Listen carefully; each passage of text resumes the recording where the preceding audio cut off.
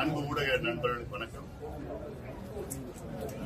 நடைபெறுகின்ற விக்கிரவாண்டி இடைத்தேர்தலில் தேசிய ஜனநாயக கூட்டணி சார்பாக பாட்டாளி மக்கள் கட்சியின் வேட்பாளர் திரு சி அன்புமணி அவர்கள் இன்று வேட்புமனு தாக்கல் செய்திருக்கின்றார். நிச்சயமாக எங்கள் கூட்டணியின் வேட்பாளர் அன்புமணி அவர்கள் மிகப்பெரிய வெற்றியை பெறுவார். இந்த தேர்தலில் போட்டி பணத்தை மட்டும் நம்பி இருக்கின்ற ஆளும் கட்சி திமுகவிற்கும் மக்கள் பலம், பாட்டாளிகள் பலம், விவசாயிகள் பலத்தை வைத்திருக்கின்ற தேசிய ஜனநாயக கூட்டணி வேட்பாளர் அன்புமணி 10 ஆளும் கட்சி அமைச்சர்கள் இங்கேயே தங்கி அவருடைய அதிகாரங்கள் எல்லாம் தவறாக பயன்படுத்தி இப்பொழுதே வாக்காளர்களுக்கு எவ்வளவு பணம் கொடுக்கலாம், எப்படி அவர்களை வாங்கலாம் என்றெல்லாம் சமீபத்தில் நடந்த ஈரோடு இடைத்தேர்தலை போன்று செய்யலாம் என்று எல்லாம் கனவில் இருக்கின்றார்கள். அது விக்கிரவாண்டி தொகுதியில் நடைபெறாது. காரணம், இது எங்களுடைய பகுதி, எங்களுடைய தொகுதி, நாங்கள் பலமாக இருக்கின்ற தொகுதி. கடந்த காலத்தில் நீங்கள் பார்த்தீர்கள் பெண்ணாகரம் பார்முலா, இப்பொழுது நீங்க பார்க்க இருக்கிறீர்கள் விக்கிரவாண்டி பார்முலா. பெண்ணாகரம் பார்முலாவிலே களத்திலே இறங்கி வீடு வீடாக சென்று மக்களிடம் வாக்குகளை சேகரித்து அங்கே இரண்டாவது வந்தாலும் உண்மையான வெற்றி எங்களுக்கு தான் கிடைத்தது. அதே போன்று இந்த தேர்தலில் எங்கள் கூட்டணி பலமாக இருக்கின்ற இந்த பகுதி மக்கள் ஒரு மிகப்பெரிய ஒரு இயக்கத்தில் இருக்கின்றார்கள்.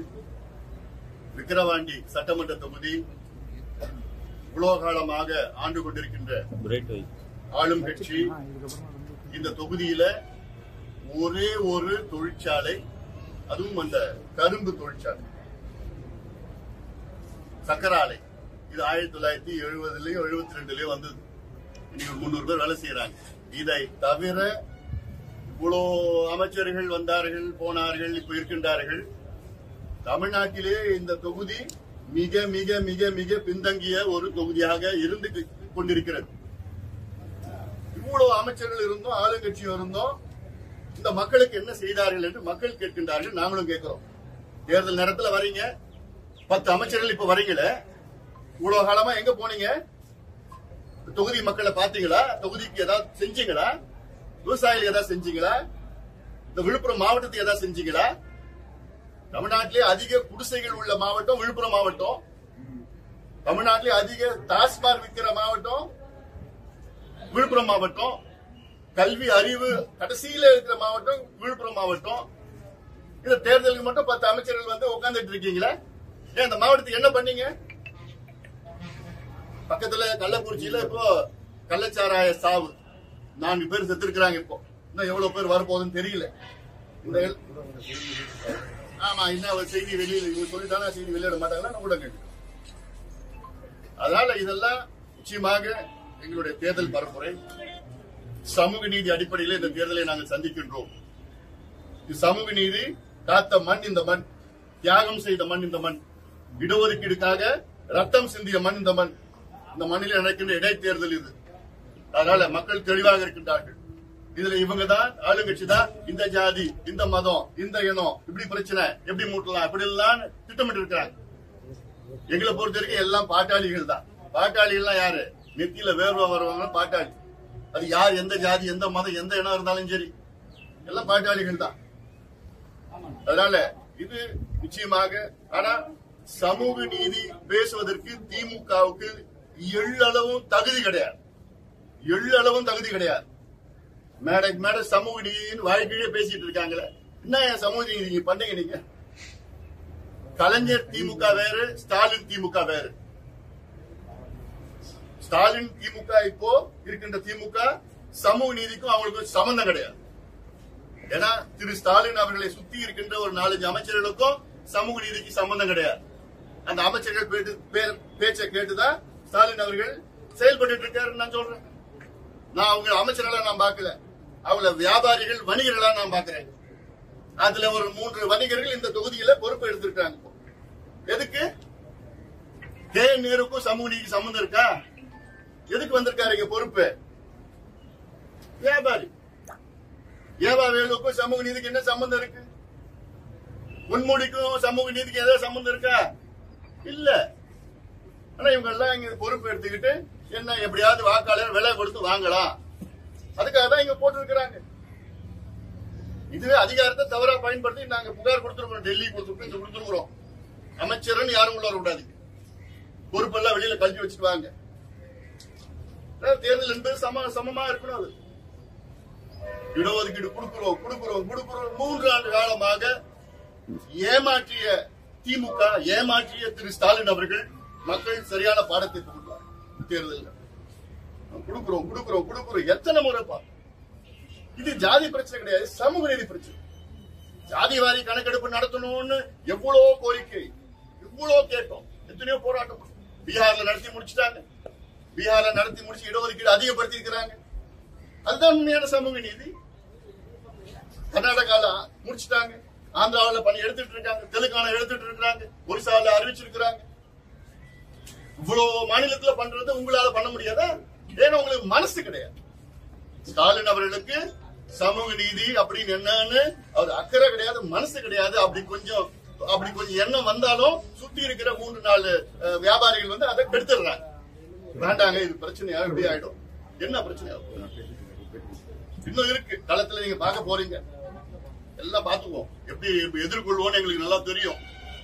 அதனால நாங்க களத்துல நாங்க பாத்துப்போம். நிச்சயமாக இது இந்த தேர்தலில் சி அன்புமணி மிகப்பெரிய வெற்றியை பெறுவார், மிகப்பெரிய வெற்றியை பெற போறாரு. இவங்க ஆளுங்கட்சி நம்புறது ஒன்லி பணத்தை மட்டும் தான் நம்பிட்டு இருக்காங்க. நாங்கள் மக்கள் சக்தி, மக்களுடைய உணர்வு, மக்களுடைய எழுச்சி, மக்களுக்கு ஒரு மாற்றம், அந்த ஒரு எண்ணம், இதெல்லாம் வேணும். அதுக்கு அந்த எதிர்பார்ப்பு மிகப்பெரிய அளவில் இருக்கிறது. தொகுதி மீண்டும் சொல்றேன், இந்த விக்கிரவாண்டி தொகுதி மட்டும் இல்ல, இந்த விழுப்புரம் மாவட்டத்தை நாசம் பண்ணி ஒண்ணு இல்லாம கடைசி இருக்கு இந்த மாவட்டத்தில். இதுல இங்க ஒரு அமைச்சர்கள், அங்க ஒரு அமைச்சர், இங்க ஒரு அமைச்சர், இப்படி எல்லாம் வந்துட்டு இருக்கு. நியமனம் பேருக்கு நியமனம் பண்ணி எதுவும் வளர்ச்சி இல்லாம செஞ்சிட்டு இருக்கிறாங்க. அதனால இந்த தேர்தல் நாங்கள் தேசிய ஜனநாயக கூட்டணி மிகப்பெரிய வெற்றியை பெறுவோம். எங்கள் கூட்டணி உள்ள தலைவர்கள் எல்லாம் வர இருக்கிறாங்க, வந்து பிரச்சாரம் எல்லாம் செய்ய மேற்கொள்ள எல்லா தலைவர்களும் எல்லாம் ஒன்னா வர திட்டம் இருக்கிறாங்க. அதனால என்ன தேதி என்ன எப்படி செய்ய போறோம் உங்களுக்கு நாங்க தெரியப்படுத்துவோம்.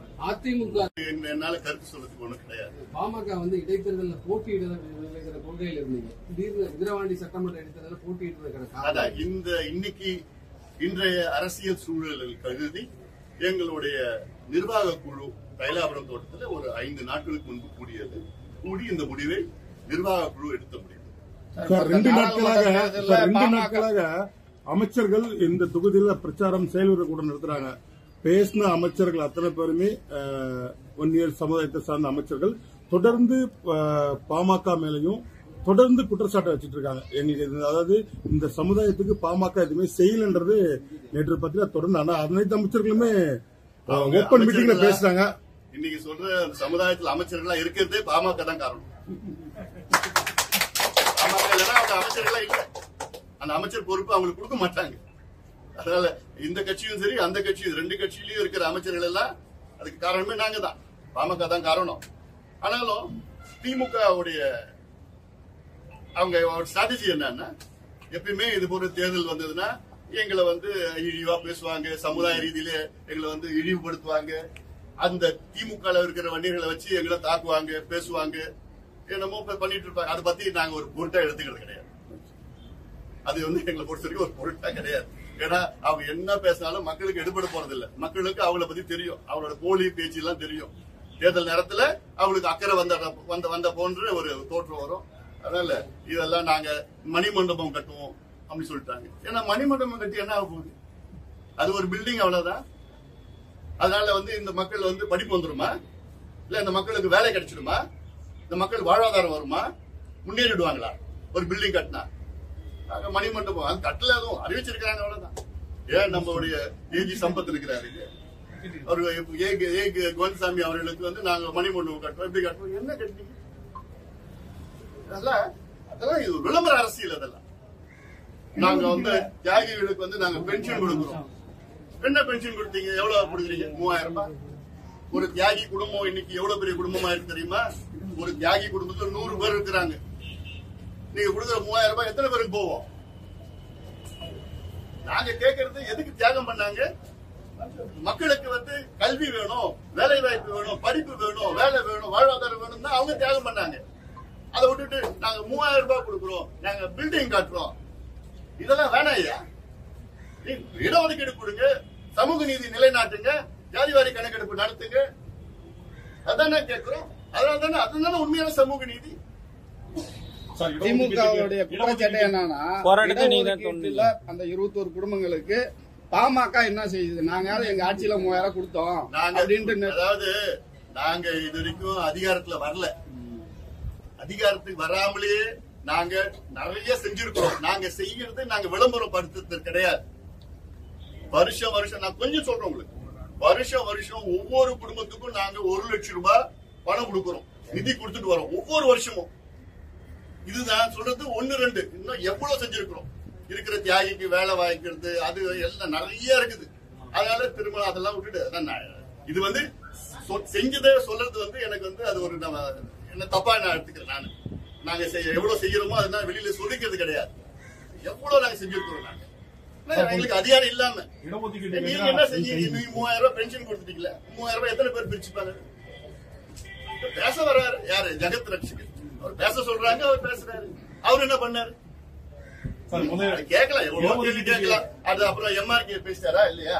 இல்ல, அடுத்த நாளைக்கு பேச போறாரு.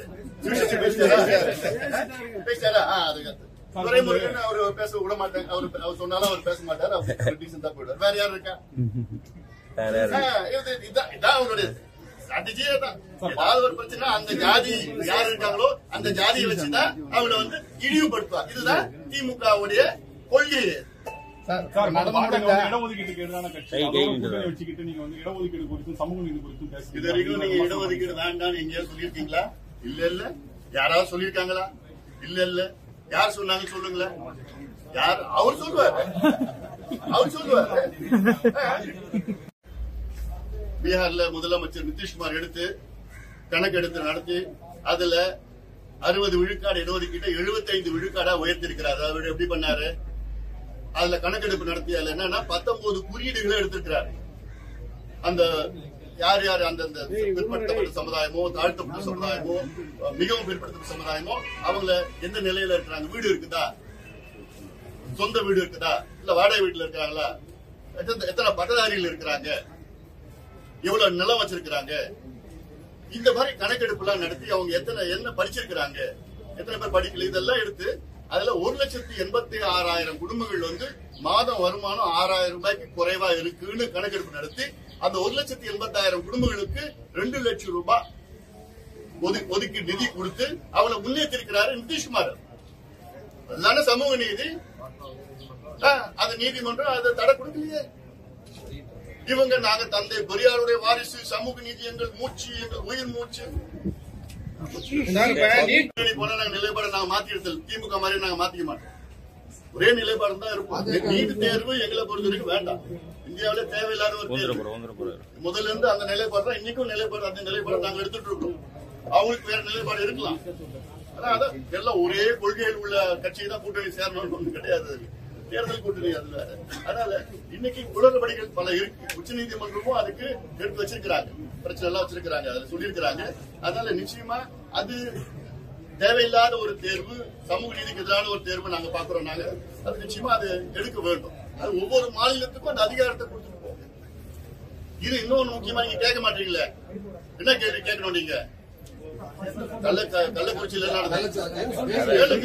சொல்லிட்டீங்களே, நீங்க சொன்னீங்க மீடியாவில வரவிடாம பாத்துக்கிறாங்க. இல்ல நீங்க சொல்லிட்டீங்க. கள்ளக்குறிச்சியில 4 பேர் கள்ளச்சாராயம் கொடுத்து விருந்தா சொல்லப்படுது. அதுக்கு மாவட்ட ஆட்சியர் வந்து மறுப்பு தெரிவிச்சாரு, கள்ளச்சாராயம் இல்லைன்னு சொல்லியிருக்காரு. மதுரை குடிக்காதவர் ஒருத்தர் இருந்திருக்காரு. அதனால வந்து இதை விசாரிச்சுதான் உடலுக்கு ஒரு ஆய்வு பிறகுதான் சொல்ல முடியும். 10 பேர் அட்மிட் பண்ணி எத்தனை பேர்? 10 பேர் இருக்காங்க மருத்துவமனையில் அனுமதிப்பட்டிருக்காங்க. 10 பேர் அப்புறம் வேற என்னன்னு கண்டுபிடிச்சு சொல்லட்டும். ஏன்னா இதுல வந்து காவல்துறை யாருடைய பொறுப்பு? முதலமைச்சருடைய பொறுப்பு. ஏன்னா சமீபத்தில் நடந்த மரக்காணத்துல நடந்தது, மரக்காணத்துல ஒரு சம்பவம் நடந்தது. வந்து இடைக்கரை நாடு அங்க காஞ்சிபுரம் அங்க இன்னொரு சம்பவம் நடந்தது. ஒரே எதுக்கு நீங்க டாஸ்மாக் சாராயம் என்ன காரணம் சொல்றாங்க? அரசு சாராயம் வைக்கலன்னா இது போன்ற கள்ள சாராயம் வந்துடும், வித்துருவாங்க. அதனால கள்ள சாராயம் சாவு வரும். கள்ள சாராயம் சாவை விட நீங்க விற்கிற சாராயத்துல தான் சாவு. கோடிக்கணக்கான சாவு, கோடிக்கணக்கான குடும்பம் நாசமாயிட்டு. திண்டுக்கல்ல ஒரு பெண்ண ஒரு குடியா குடிச்சிட்டு வந்த ஒரு நபர் பார்த்து வேடிக்கை பார்த்துட்டு தமிழ்நாடு குடியார நாடா மாறிடுச்சு. இப்ப தமிழ்நாடு கஞ்சா நாடா மாறிடுச்சு.